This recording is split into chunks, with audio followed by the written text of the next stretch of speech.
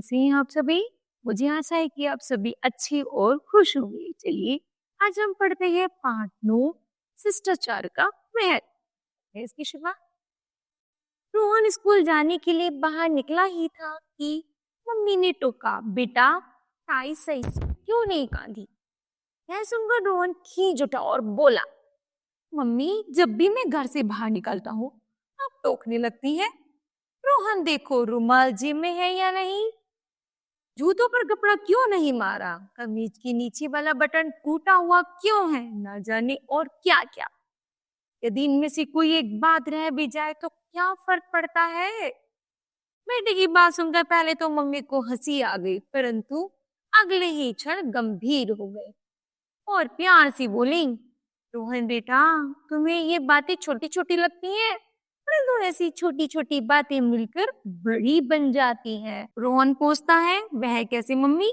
जरा सोचो, यदि जुकाम के कारण नाक बह रही हो तो रुमाल घर पर रह जाए तो क्या हालत होती है? यदि कक्षा में बैठे बैठे छींक आ जाए, रुमाल जेब में ना मिले तो कैसा महसूस होता है? समझ में आया? रुमाल कम है तो ये छोटी छोटी बातें हमारी मान अपमान का कारण बन जाती हैं, है ना बच्चों? मम्मी ने अपनी बात जारी रखी, हम पढ़ लिख कर बड़े हो जाते हैं, काम पर लग जाते हैं, परंतु दैनिक जीवन की छोटी छोटी बातों की ओर ध्यान नहीं देते।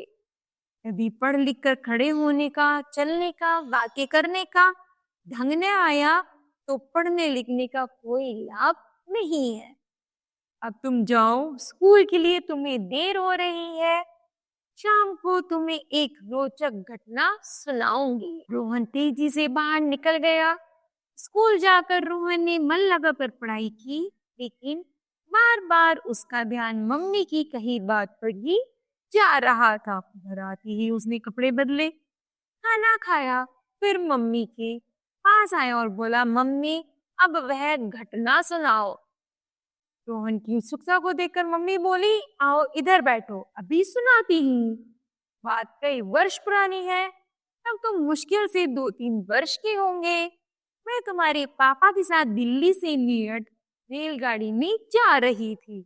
हमारी सामने की सीट पर एक परिवार बैठा था, जिसमें एक सेठ जी, उनकी पत्नी, वो 2 बच्चे थे। सेठ जी के छोटे छोटे बच्चों ने थैले में से एक केला निकाला, उसे छीलकर छिलका नीचे फेंक दिया और केला खाने लगे।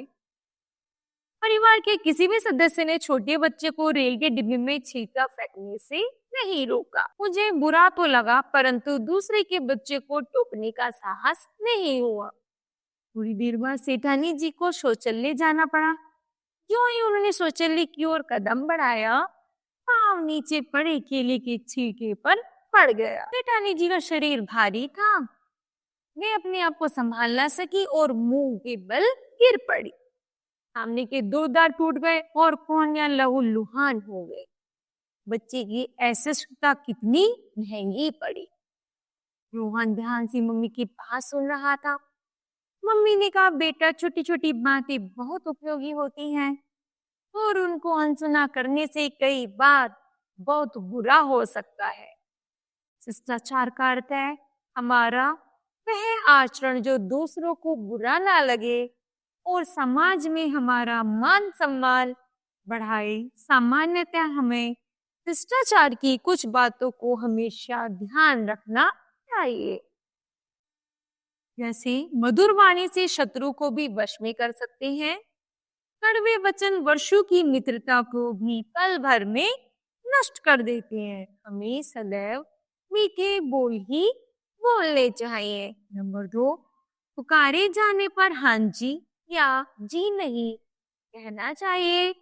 किसी की बात से तुम सहमत ना भी हो तो भी उसकी बात को शांतिपूर्वक सुननी चाहिए, जहाँ तक संभव हो सके। ऊंचा कभी नहीं बोलना चाहिए। बिना आज्ञा के कभी किसी के निजी कमरे में नहीं जाना चाहिए। किसी का निजी पत्र खोलना या निजी डायरी पढ़ना भी गलत है। कूड़ेदान होने पर भी कुछ लोग फलों की छींटे व कागज के टुकड़े इधर उधर फेंक देते हैं। इसी प्रकार कुछ लोग जहां भी चाहें पेशाब करने लग जाते हैं। ये सब अभद्रता नहीं तो और क्या है।